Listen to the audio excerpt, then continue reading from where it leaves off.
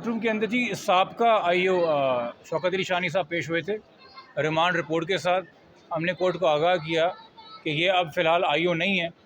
अदालत ने इसलिए कि अभी तक एक नया आईओ अपॉइंट नहीं हुआ है, तो आप समझ लें कि एक ट्रांजिटरी पीरियड के लिए कस्टोडियन ऑफ फाइल जो हैं वो साबका आईओ हैं, और जो कि रिमांड एक्सटेंड करना होता है मुलज़मों का जो जेल में हैं, तो उनसे रिमांड रिपोर्ट एक्सेप्ट कर ली है।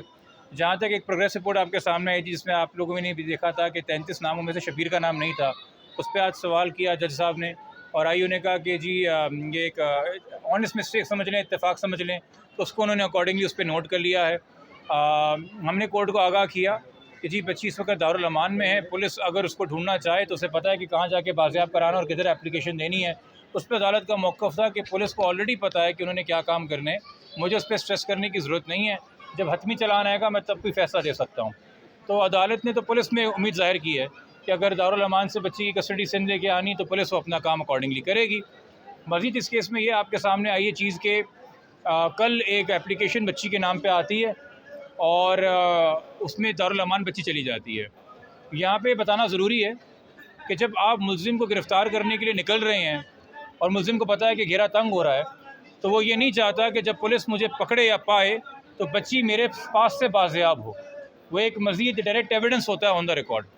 तो एक बच्ची को एक खिलौने की तरह, एक प्रॉप की तरह जब चाहा अपनी कैद में रख लिया, जब चाहा डिस्कार्ड कर दिया।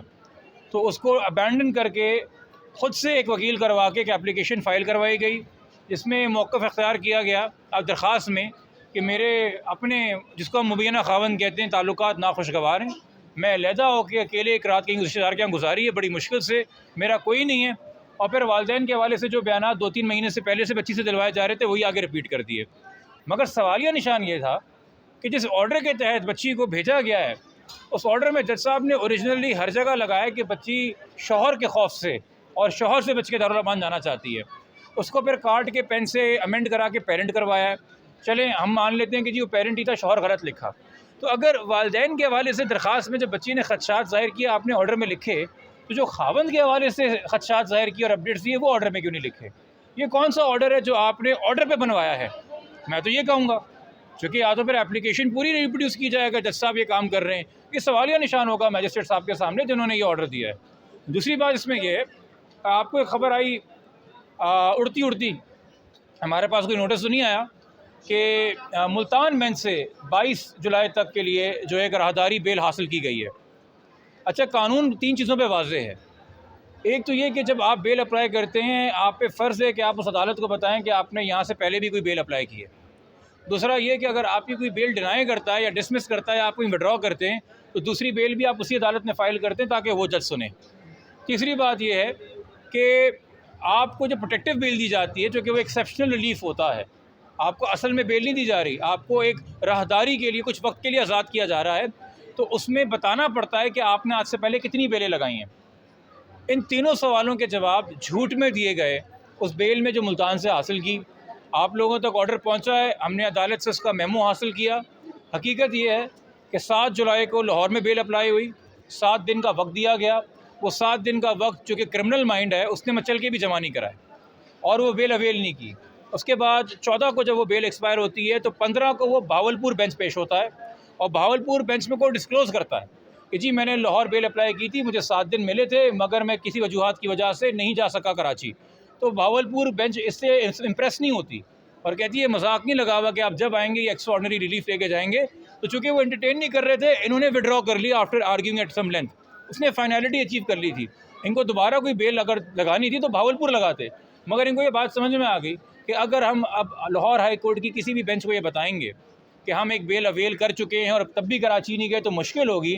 तो जब ये मुल्तान गए हैं, इन्होंने ना लाहौर की बेल का बताया ना भावलपुर की बेल का बताया, बल्कि ऊपर से आगे बढ़ के ये झूठ बोला कि मेरे वकील साहब जो आज आपके सामने यहाँ मौजूद थे, जिन्होंने ये सर्टिफिकेट तैयार किया अपने नाम से मुल्तान बेंच में कि पहली बेल है, ये फ्रॉड ऑफ द जो कोर्ट है उसमें एडवोकेट साहब असिस्ट कर रहे हैं, उसमें ये मौक़िफ़ इख्तियार किया गया कि चूँकि मेरे वकील साहब भावलपुर में बहुत मशहूर हैं, तो पुलिस को खदशा है कि मैं भावलपुर में ही होऊंगा, तो मैं भावलपुर गया ही नहीं और मैंने भावलपुर बेल फाइल ही नहीं कर सकता, इसलिए मैं मुल्तान आया हूँ।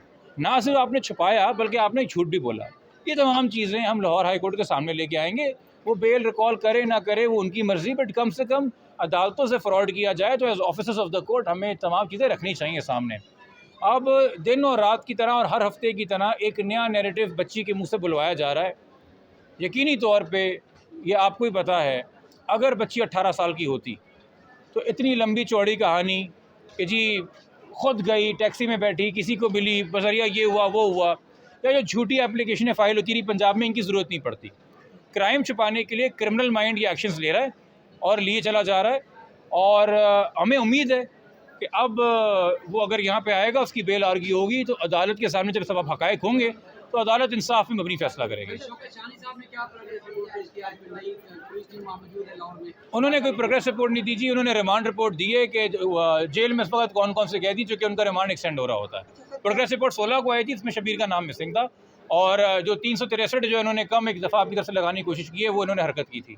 बच्ची जो है वो शेल्टर रूम में, अगर बच्ची को यहाँ बुलाया जाता है कोर्ट की तरफ से, तो उसमें क्या तरीक़ेकार होगा ये प्रॉब्लम होता है? वो पुलिस बिल्कुल वहाँ जिस मजिस्ट्रेट साहब ने उनको शेल्टर होम भेजा है, उस मजिस्ट्रेट साहब को इतला करके कि हमें इस इन्वेस्टिगेशन में ये चाहिए, वहाँ से उसकी कस्टडी हासिल कर सकते हैं। अब यकीनी तौर पे पाकिस्तान की पुलिस मुझसे तो नहीं प्रोसीजर सीखेगी, वो तो पूरे कौम की रखवाली के लिए है।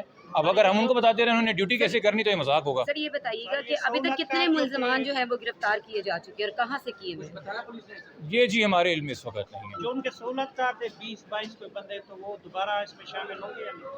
होने तो चाहिए जी। वो जब केस ही आपके सामने अब खुला है, जब CDR ही अब आप निकाल रहे हैं, जब मेडिकल बोर्ड ही के ऊपर अब आप यकीन करके वाकई में मान रहे हैं कि बच्ची कम उम्र है, तो पहले तो जो भी आपने कार्रवाई की वो ज़ीरो हो चुकी है। अब आपको सिरे से इसको इन्वेस्टिगेट करना। 1 अगस्त को जी, 1 अगस्त तक जी उम्मीद है कि एक नया IO आके और नया IO उस दिन तक अपना चालान जमा करा देगा। इसलिए टाइम ज़्यादा दिया गया है ताकि बीच में IO भी तब्दील हो सके और फिर वो अपनी कार्रवाई भी कर सके और फिर रिपोर्ट भी जमा करा सके। और अब हमें उम्मीद है कि मैं आपके तवस्सुस से डायरेक्टली IG ग़ुलाम नबी मेमन साहब, AIG जावेद ओडो साहब, SSP फैसल बशीर मेमन साहब कुरंगी के, SSP अमजद हयात साहब AVCC के, DIG करीम खान साहब AVCC के, दिल पे हाथ रख के बताइए, क्या शौकत अली शाहानी क्या ये बेस्ट ऑफिसर है जो सिंध पुलिस के पास था? क्या ये बेस्ट मॉडल ऑफिसर है? क्या ये आपका सबसे खूबसूरत चेहरा है इन्वेस्टिगेशन में, तफ्तीश में, अदालत को दिखाने के लिए?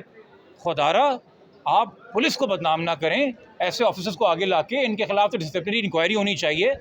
आप कॉम्पिटेंट ऑफिसर को, जो कि मुझे पूरा यकीन है, मुझे आपकी कॉम्पिटेंस से भी यकीन है और आपके मातहत जो अफसर काम कर रहे हैं उनकी कॉम्पिटेंस से भी यकीन है, मगर प्लीज़ मेहरबानी करें, एक फेयर इन्वेस्टिगेशन के लिए एक कॉम्पिटेंट अफसर को आप तैनात करें जो कि ट्रेंड हो इस तरह के केसेस में इन्वेस्टिगेशन करने के लिए। शुक्रिया।